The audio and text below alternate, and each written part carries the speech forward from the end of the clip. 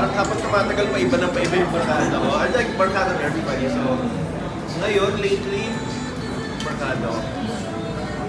Yung mga lumang barkada, hindi ko na nakikita eh. Pero pag nakikita ko, parang gano'n pa rin.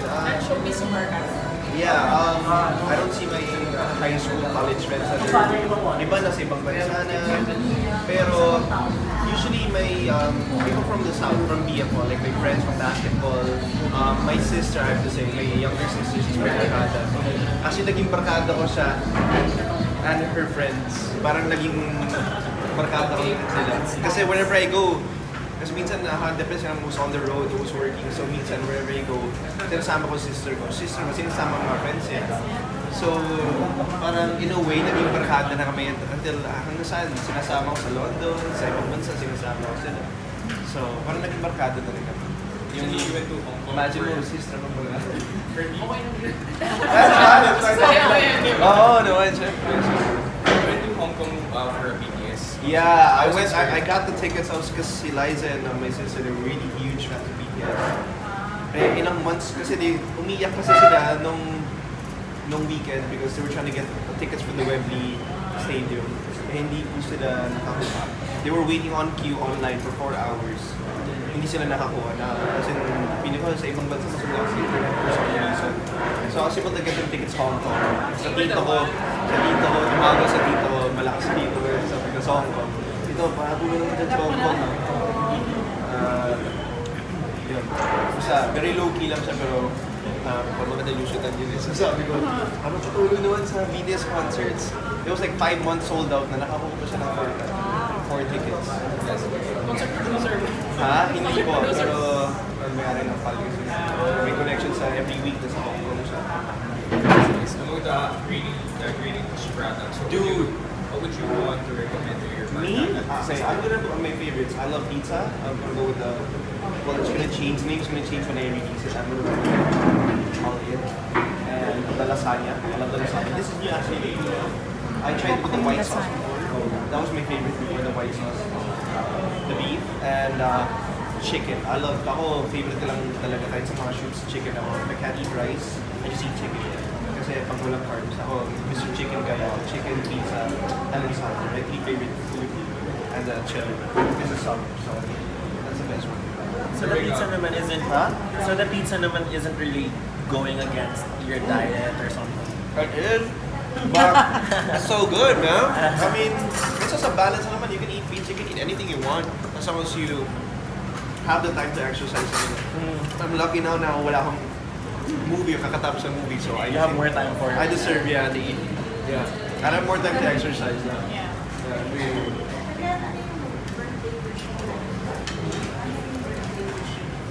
Wow. Well, of course, whenever I have my birthday, I always pray. Because my mom. So I always pray na, sana, of course, more relationships, more projects, more, I got to meet other brands and, work with other brands, which I think came true. So parang may early birthday gift pa ako, nadagdag from Greenwich, which I really am happy about. So parang, I think I got the call when I was in my beach house. Nasa Batangas ako nagiging the call na, boy, parang, ayaw pa na lang sabihin pero just in case lang, just to be sure, baka lang naman yan. Kasi yun, I really wanna know. Basta pizza, I was like, no way! Pizza ka! So yun, sinabi ko yun, so I was like, yes! So yun, so after, I think that's my early birthday gift, or a birthday wish out before. I always say this, I think nothing's more important maybe than my family, my loved ones, my friends, and myself. I think, I just really want them to be healthy, away from danger, harm, accidents, keep them away from sicknesses. Yun lang lagi, whenever I pray or wish for anything, another year na ganito. That thing's gonna happen. That's weird. I'm weird when I ask for birthday wishes, but yeah, that's... Because of you really close your heart. Parang, hindi naman hanapin yung talaga sincere na wish mo talaga. I believe that kasi, birthday you pray. So celebrities, they treat themselves each time they get a anniversary. Actually, I don't really treat myself. I think ang treat ko po sa sarili ko is always traveling. If I pick, I'll just go traveling with my barkada. It's always me, Liza, my sister, and her. That's hard. We call it a squad, pero yun ang barkada ko talaga. So we love traveling. Actually, in a couple of days, I'm leaving for Bali. And I brought the whole barkada with me. So, parang ginawa ko sa kanila. So, it's gonna be really fun. I'm excited for that. And after that, may Korea pa, tapos magla-London pa kami with the barkada. Wow. Yeah. Dami. Mahal lang talaga, pero blowout na yun yung blowout para sa akin. So buti na lang barkada na pala tayo. Gusto mo Kasama na tayo sa mga trips. So, paano mo naman celebrate yung birthday mo?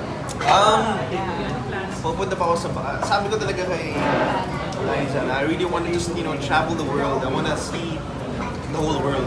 I just love traveling since I was a kid. Maybe kasi yung parents ko nasa PAL. So, since I was a kid, tuwing may flight sila, sinasama na ako. May libreng trip na, tapos may kasama pa, libreng hotel pa. So, I was just really used to going around a lot. So, I would see Instagram and I would see all these social media na ang ganda ng mga pictures and how beautiful the world is. So, parang, I feel like I'm just so small, in this earth. Like, you feel so small when you see all these other places. Oh my God, ang ganda. Their food, the culture, everything. So, and we like having fun whenever we go out. So I really search for like when you go to Bali, ano magagandang gawin with the friends, with the barkada. You can go to the temple, see the monkeys, ride the elephants, mga ganon. Ano yung favorite mong destination na napuntahan mo so far? Favorite destination na napuntahan ko so far, I think would be Fiji. Fiji in the Pacific. I like Fiji. Bakit ba?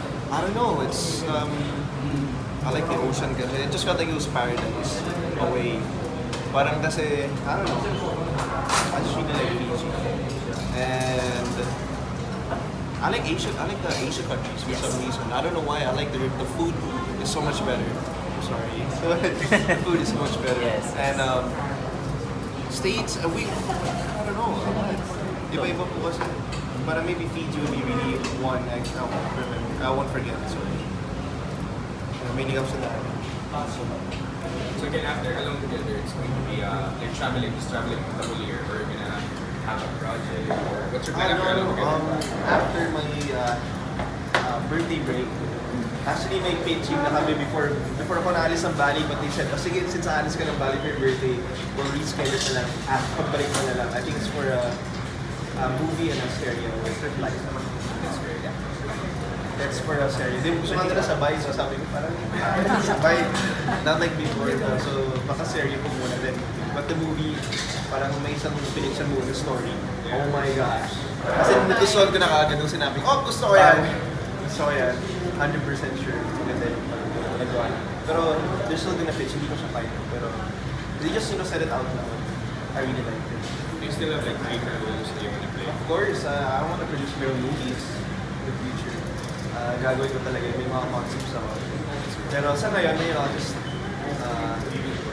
I won't get into that yet. So it was a future. Enrique, you're napunta kasi na lukas ng love team mo with Liza. And ngayon parang, you notice some love teams are going separate ways. Are you looking at that? I don't know. It's hard. I mean, because I was so used to being paired before. I was, when I was starting out this ABS, I was like the guy who would, the boy next door, who's a Prince Charming, gano'n na kahit kanino i-prepare sa akin. So I was able to pair out like Kathleen, na-pair out kay Julia Montes, and then after Julia Montes, si Julia Beto was coming up. They said, no, we need Ken to be partnered up with her. Parang umiikot talaga ako sa mga love teams. I was sanay ako to work with other people, but it's also hard because of the fans. So parang it's been 2 years since we released Alone Together.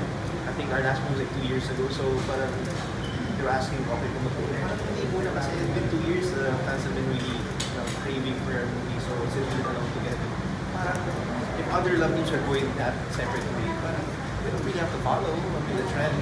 I mean, it really depends on us. I'm open naman to work, in solo projects, but maybe to work with other people and break the love team right now. I don't think it's. I don't think it's. I don't know. I don't really feel like right now.